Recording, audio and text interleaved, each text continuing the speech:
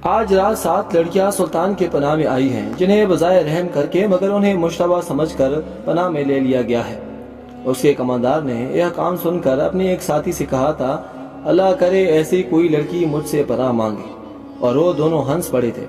اب آدھی رات کے وقت جب سارا کیمپ سو رہا تھا، اسی ٹیلی پر ایک لڑکی کا حوالہ نظر آ رہا تھا۔ پہلے تو وہ ڈرا کہ یہ چڑیل یا جن ہو سکتا ہے۔ اس نے نئی سنتری کو لڑکیوں کے خیمے پر کھڑا کر کے اسے بتایا تھا کہ اندر 7 لڑکیاں ہیں۔ اس نے پردہ اٹھا کر دیکھا تو دیے کی روشنی میں اسے 7 بستر نظر آئے تھے۔ ہر لڑکی نے منہ بھی کمبلوں میں ڈانپ رکھا تھا۔ سردی زیادہ تھی، اس نے اندر جا کر یہ نہیں دیکھا کہ 7 بستر خالی ہیں اور اس پر کمبل اس طرح رکھے گئے ہیں جیسے ان کے نیچے لڑکی سوئی ہوئی ہو۔ اسے معلوم نہیں تھا کہ 7ویں لڑکی ٹیلی پر اس کے سامنے کھڑی ہے، اور وہ کچھ دیر سوچتا رہا کہ اسے آواز دے یا اس تک خود جائے۔ اگر وہ جن یا چڑیل ہے تو اس کے غائب ہونے کا انتظار کرے۔ تھوڑی سی دیر کے انتظار کے بعد بھی لڑکی غائب نہ ہوئی، بلکہ وہ 3 قدم آگے چلی اور پھر پیچھے کو چل پڑی اور پھر رک گئی۔ کماندار، جس کا نام فخر المصری تھا، آہستہ آہستہ ٹیلے تک گیا اور کہا، کون ہو تم؟ نیچے آؤ۔ لڑکی نے ہرن کی طرح چوکڑی بھری اور ٹیلے کی دوسری طرف اتر گئی۔ فخر کو یقین آ گیا کہ کوئی انسان ہے، جن یا چڑیل نہیں۔ وہ تند و من مرد تھا، ٹیلا اونچا نہیں تھا۔ وہ لمبے لمبے ڈگ بھرتا ٹیلی پر چڑھ گیا۔ ادھر بھی اندھیرا تھا۔ رات کی خاموشی میں اسے لڑکی کی قدموں کی ہٹ سنائی دی۔ وہ ٹیلی سے دوڑتا اترا اور لڑکی کے پیچھے گیا۔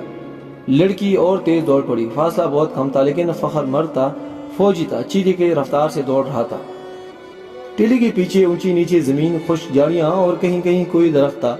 بہت ساتھ دوڑ کر فخر المصری نے محسوس کیا کہ اس کے آگے تو کوئی بھی نہیں۔ اس نے رک کر ادھر ادھر دیکھا۔ اسے اپنے پیچھے کچھ نظر نہیں آیا، صرف لڑکی کی قدموں کی آہٹ سنائی دی۔ وہ تربیت یافتہ لڑکی تھی، جہاں اسے حسن اور شباب کے استعمال کی تربیت دی گئی تھی، وہاں اسے فوجی ٹریننگ بھی دی گئی تھی اور خنجر زنی کے داؤ پیچ بھی سکھائے گئے تھے۔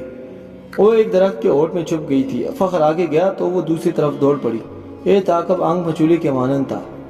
فخر کو اندھیرا پریشان کر رہا تھا۔ موبی کے قدم خاموش ہوتے جاتے تھے اور رک جاتے۔ قدموں کی آواز سنائی دیتی تو وہ دوڑ پڑتا۔ غصے سے وہ باولا ہوا جا رہا تھا۔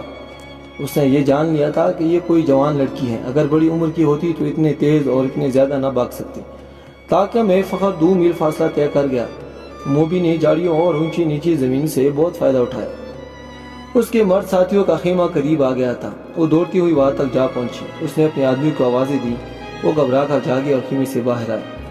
ایک نے مشعل جلا لی۔ یہ ڈنڈے کے سرے پر لپٹے ہوئے کپڑے تھے۔ ان کے آگے آگ کی روشنی بہت زیادہ تھی۔ فخر نے تلوار سونت لی اور ہمتا ان کے سامنے جا کھڑا ہوا۔